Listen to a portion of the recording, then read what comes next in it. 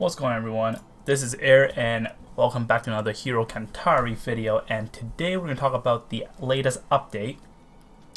So the latest update, there's a new banner for these new two heroes, Kaiser and Elaine, and they're out at the same time with Korea. So there's not much info, well, tier list wise, of what they can do. So we'll go over that later in this video. Okay, so let's talk about what this update gave us. So this update gave us this new event called Fiesta. So Fiesta here. Alright, so honestly it was pretty crazy, man. They finished day one, they updated day one. Well, you can go back to it, I'm pretty sure. So they updated it, and then I didn't get to play until like an hour-ish before, and then it was before the reset, so I'm like, oh, this day one. I was like, wait, would they change it to day 2? Because I look at the time here, the 12 days and stuff, and I counted it. I was like, okay, it will actually go to day 2, so I quickly rushed and finished all these here, and came to day 2, and I feel like you can still go back. So anyways, so the reward's pretty good. You just have to always, you just have to do these every single day, and these majority of these dailies here are all these achievements are actually your dailies for your some of them are here, some of them are your guild ones. So you're not really spending extra extra achievement tickets, adventure tickets, sorry, for these. So the reward is really good. I'm glad they actually added some real event, because the hero pass is just not very appealing, and their prize, the rewards are kind of not very good. Anyway, so there is that. So this one here is, you do all your stuff, you get these tickets here. So these Fiesta ticket, what do you do with them is you go to dungeon, and now you get to fight the boss. So I already tested normal, and I cannot clear normal in one try. So you want to clear in one try. Like you can see here, this one I kind of lose like half of the energy, which means I did not kill the boss. So let's say the boss had 100% health, I only did 30% to her. There's only 10 rounds to the boss. So if you can't clear it, you will have to come out back here and you get whatever amount of damage you did to the boss. Well, I got 3 tickets for this. I was supposed to get 8 tickets, so it's probably safer to do the easy one for now. For me, if your power is strong enough, you can do the higher one, so you get enough tickets. So now the tickets is, you go to event here, and now you can trade those tickets. So there's hero up level, not this one here. Let's look at this one first. So you go to here, with all the tickets you have, you can exchange these goodies, and now you can get 50 Kaiser's memory stone, and you can get her for free. So she's in the banner. So there's a month, almost a month, for you to get her. So there's actually no rush, and you can get her, and then you can almost up her star here. So it's pretty important to actually summon her. So you guys probably watching this because, oh, is it worth summoning? And before we go into details, I'm telling you it's already worth summoning. So these are the exchange or level up mission. There's only 2 weeks though, only 2 weeks. So we probably want to get her as soon as possible. And now you can look at it. Reach level 60 with Kaiser, and you'll get this hella money, hella gold. And I'm telling you, it's very easy to get a character level 60. Level after 60 is the hard part, and then when you get a level 80 here, you're getting all these. And then when you get 4 stars with Kaiser, you'll get more shards. So basically, when you get her to 5 star, you're gonna have enough to unlock most of her skills, and then you'll probably get her to 6 stars if you get a little bit luckier. And then now the second achievement is, if you do get Elaine here, I don't know why it's spelled by E not A, you'll get the same similar achievement by doing the same thing. So this one's a little bit more, you need a little bit more luck, but these ones are, SS is like so hard to get, and this is 10 SS memory stone here. So if you were to ask me, before even looking into the skills, it's just so worth it to get them, because basically once you get the character and you invest a little bit, you get almost the same investment back. And now just use them to invest back into them. And now you get 2 SS heroes. So I really like this event. I think this event is doing a really good job for free-to-play players, because now you can get a free SSR. Basically, you just have to play every day, and the achievement is so easy. And while doing these achievements here, you can see like the rewards are awesome. They're not exactly the same. They improve by day. So this one here is pretty much the same except the last one here. And all the achievements you can just do it for free. So now let's take a look into the heroes. Okay, we're gonna first look at Kaiser. So Kaiser is a very strong buffer and debuffer. But you can see her attack is not very strong, and her defense is also not very strong. HP is also okay, but she has high speed. And let's take a look at her skill. So she's not really there to do damage or nor to tank. Again, she's a buffer and debuffer. So let's take a look at the first one here. Swap here attacks one opponent in the back row with 130% attack. If the target has a higher attack, it decreases the target's attack by 30% for 2 turns and taunts for 1 turn. It's gonna make the hero in the back, whoever she targeted, weaker in attack and taunts for 1 turn, which means it's gonna get that target to attack her. So this one I really see it to be kind of PvP for arena rather than the bosses, because the bosses they hit hard like a truck when it comes to hard mode. So this one I don't see it to be like super useful as of right now, because only one target. If it's to all opponent, then that's a different story. But the second skill here, Armor Inventory, attacks all opponents with 100% attack and inflicts additional damage by 20% of maximum HP. So this is an AoE attack. First going to attack 100% attack, and after that, it's going to add 20% of whatever HP you have. So you want to build her with as much HP as possible. The more HP she has, it's going to attack, deal more damage. And boost all allies defense by 50% for 2 turns. And this is just so broken, because 50% for 2 turns, this is just perfect for everything. PvP, story, and advanced bosses. Attacks all opponents, well, third one here, Fenrir the Blue Wolf, attacks all opponents with 120% attack and deal additional damage by the same amount as 30% of the heroes' decreased HP.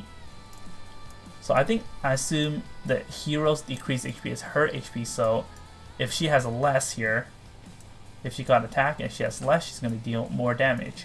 And then the hero becomes immune to damage for 1 turn. And this is every time. Every time you use this, you'll deal 120% attack and then 35% of the missing HP, and on top of that, you'll be immune to damage for 1 turn. So perfect for advanced bosses, like even hard mode story. And then now we have the passive one, a lot of boosts up to HP, defend, and 10% deflection boost. Okay, so the passive 2 is the really good one here. So 20% accumulated defense boost when receiving damage max 10 times, which means you can stack these 10 times, so up to 200%.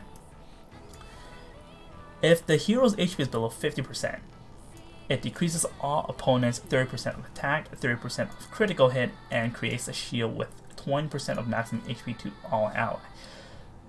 So when she is low, when she is weak, she's gonna make the opponent weaker. Attack and critical rate decrease by 30%.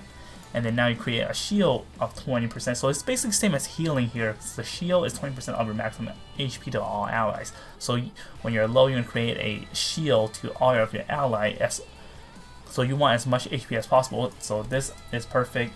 You know, that HP here, it works perfectly with her skill 2. So let's take a look at an example who she can work with to have like maximum like synergy.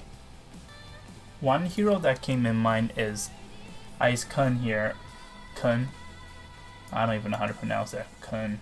Airyuken. Anyways, so we're gonna look at his chain 3 here. Attacks all opponents with 150% attack, creates shields for all allies with 130% of the hero's attack for 2 turns if the hero's HP is over 50%, and recovers the HP of all allies by 130% of the hero's attack if the hero's HP is below 50%. Okay, the description is pretty poorly written here. It's kind of hard to understand. So he'll attack 100%. 150% attack, all opponents, and you create a shield 100%, 130% of the hero's attack when he's above 50%. So when he's above 50%, he's going to create a shield for everyone. And if he's below 50%, he's going to heal everyone of his 130% attack. So remember Kaiser's second skill here, Chain 2, she will buff everyone's defense for 2 turns up to 50%. So 50% on top of that, you're going to get his shield if he's high HP. If he's low, he's going to heal everyone. And then now the main, I think this gives them the best synergy is the passive 2. So Dispel 1 debuff of all allies when HP falls below 50%. So when he is 50%, he's going to Dispel 1 debuff and recover HP of everyone's by 130%. And it also creates a barrier for the hero and one ally with the lowest HP that returns 8% of all the damage that they receive for 3 turns. Now returning damage cannot exceed 2.5 times of the attack. So when he's low, 50%, and recovers HP by 130% of attack of all allies. So he's going to heal everyone when he's below 50%, and then he'll also create a barrier for the hero and one ally with the lowest HP that returns 80%. Let's say if it is Kaiser, so Kaiser's okay, we're gonna go back here. So Kaiser's this skill here, because she needs to stay alive to take 10 times the damage to get maximum, well, accumulated defense 20%. And when she is 50% below, she's going to debuff everyone. So it's really really hard to kill now. So it makes the other team really weak because they are both keeping each other alive. Because she's going to create a shield, he's going to heal for him, also creating a shield that reflects damage. So, and it's perfect where they are different elements, so you won't have to share your same shards. So it's going to heal and protect, and they're both helping each other.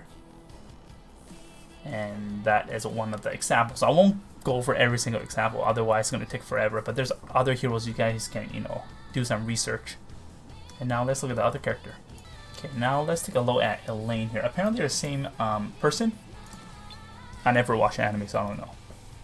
Okay, Ice Element. As you can see, her attack's a little bit higher, but not high enough to be a main TPS. Her speed is also decent. Defend is also so-so. HP is kind of low. So you probably want to play her in the back. So she's also kind of like a debuffer kind of thing. So let's take a look. So Red Needle here attacks 2 opponent with 110% attack.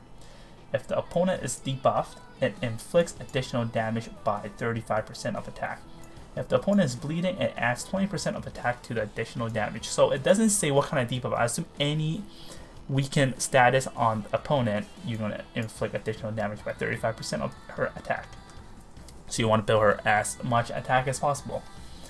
So let's take a look. Fenrir's Claw attacks 2 opponents with 150% attack, and it adds bleeding by 30% of attack for 2 turns. So if you do want to get that additional bleeding from Chain 1, you will need to use Chain 2 first. If you're just having her as the only, if she's the only hero on your team that can do bleeding, so you need to use Chain 2 and then Chain 1, and then after using this, boost all allies crit hit rate by 20% for 2 turns. So this is really good if you're using characters who require more critical hit, such as Mira, Crusade Mira, Black March Bam, and there's other heroes. And Chain 3 here attacks all opponents with 40% attack for 3 times, so 120% attack.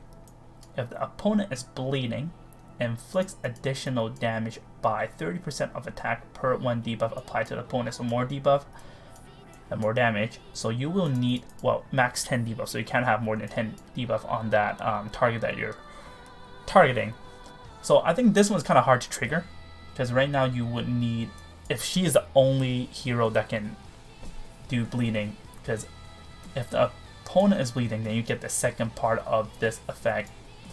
And again, it's hard to trigger because you don't have a whole lot of chance to use skill 3. If you do, you probably don't have chance to use the second one, since this one only lasts 2 turns when it comes to bleeding here.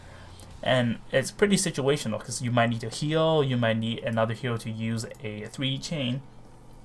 So this one, because you always need to use the second one and then the third one.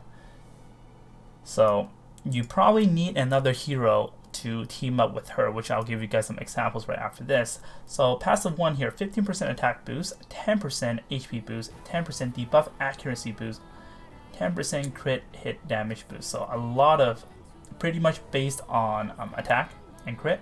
That's probably all she needs because HP wise she's not very high on HP and she doesn't really need HP here. It's just attack that you want to build. Okay, so if the target is bleeding, so it's a if, which means you have to use skill 2 to have passive 2 working. It adds bleeding by 30% of attack for 2 turns and applies a critical hit to 2 opponents.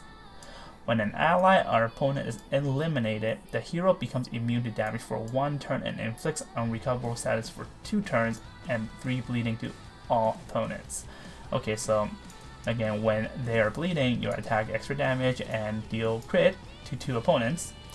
And when an opponent or ally is eliminated, which this part is good, the second part is good. So let's say the first part you don't have bleeding. The second part, when your ally or your enemy dies, 1 of them die, and then this hero becomes immune to damage for 1 turn and inflicts unrecoverable status for 2 turns and 3 bleedings to all opponents. So unrecoverable status is they cannot heal for 2 turns and 3 bleeding to all opponents. So now if your teammate dies or when you kill someone, now she is optimal. She can do optimal damage because now they're in bleeding status for 3 heroes, 3 bleeding to all opponents. Sorry, 3 bleeding is where he, I think I read it right here. No, and it adds bleeding to, no, ignore that. Inflict for 1 debuff. Okay, so more debuff here. Now you get 3 debuffs instead of just 1 debuff. I don't know if that's how it works in this game. Some gacha game they do. It's because 3 of them they count as 3 debuffs, but if the same status, they probably just count as 1. But I think here it probably counts at 3, and that makes more sense to use her 3 chain. Anyway, so now let's take a look at a couple examples. There's a lot of people that can work well with her. I'm just going to point out 2. One hero that will work very, very well with her is Casey. So Casey's chain 1 gives them a bleeding stats of 80% for 2 turns. 2 turns, not just 1. It's 2 turns, so it's really easy for her to use her chain 3 for what you call it? Sorry, I already forgot her name. Elaine, yes. And then now here, you're gonna look at Casey's passive 2 here. Puts the opponent in the status of bleeding. Again, put them in bleeding with 100% probability for 2 turns when a critical hit occurs. So she requires a critical hit to do that. And remember, Elaine buffs critical hit here. I was going to make a graph, but I'm just a little bit lazy, so I'm going back and forth here. So look at this. After using chain 2, so Casey uses chain 1, and now she uses chain 2, and then she'll get that bleeding effect here, and then now boosts all critical hit rate. So actually no, I'm confusing myself. I can either use which one or the other. It's going to benefit each other. So if Elaine uses chain 2, it's going to boost her critical hit, and then now she can get bleeding. Higher chance to get bleeding. And here attacks to opponent, like special attacks to opponent with 200% attack and boosts 30% attack and 30% crit hit rate of all allies. So it's gonna make crit rate even crazier if you do have a Mira on your team or Black Marsh Bam. So they work together really, really well with Elaine. And then another hero would be Mira, which is the other hero that can work very well with Elaine here. She inflicts poison and she requires critical hit. So if you look at her chain 2 here, attacks 1 opponent in the front row and 1 opponent in the back row with 130% attack. Extends opponent's poisoning, burn, and bleeding. So she does poisoning, but whoever does burning and bleeding is going to extend that for 2 turns and poison them with 30% attack for 2 turns if they have already been poisoned. Boost the hero's critical rate by 30% for 2 turns. So remember, Elaine's chain 2 here is so if Elaine uses chain 2 first, it's gonna inflict bleeding, and then now she's gonna extend that to 4 turns. And then when that happens, that's where Elaine's passive 2. Passive 2 is her, if they are bleeding, she'll do even more damage. And now instead of 2 turns, now it's going to be 4 turns. So we're going to quickly take a look at what I'm talking about in case you guys forgot. So if the target is bleeding, it adds bleeding by 30% for 2 turns. So there's 4 turns for you to apply more. Okay. And then also increase crit. And then Mira also increase crit. So that is it. So if you can also look at this one here, so she can always use, after extending that, you don't so after you use, sorry, I'm really bad explaining. So if you use Elaine's chain 2 first, and then Mira uses chain 2, extend that to 4 turns, now she doesn't have to use chain 2 again because it's extended to 4 turns, and now she can use chain 3 for maximum damage here. Alright guys, so this is the end of the video. I hope the explanation makes sense and it'll help you guys understand better about both heroes. And again, to me, it's like a must pull. Must pull, it's because of the reward. If I were to, well, I'm completely free to play if I have limited resources, and if they are not giving this Fiesta reward out, I would definitely not pull either of them because they're not very necessary to do the PvE. It just sounds like they're more catered to PvP arena heroes. But other than that, I hope my explanation helped you guys understand better, and I'm not very good at explaining if I don't draw graphs, so I didn't do it this time because I have a lot of other games to cover. But other than that, thank you again for watching. If you like this video, make sure you give it a thumbs up, share, and subscribe to my channel. I'll see you guys next time. Bye bye.